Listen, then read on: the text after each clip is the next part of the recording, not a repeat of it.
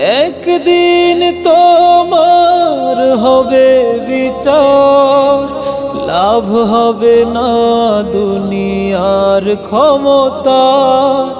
হতে যদি পারো নবীজির আশিক, পুল সিরাতে পার হয়ে যাবে ঠিক। তৈরি থেকো, তৈরি রেখো জান্নাতি হওয়ার সুপন। একদিন তোমারি নাম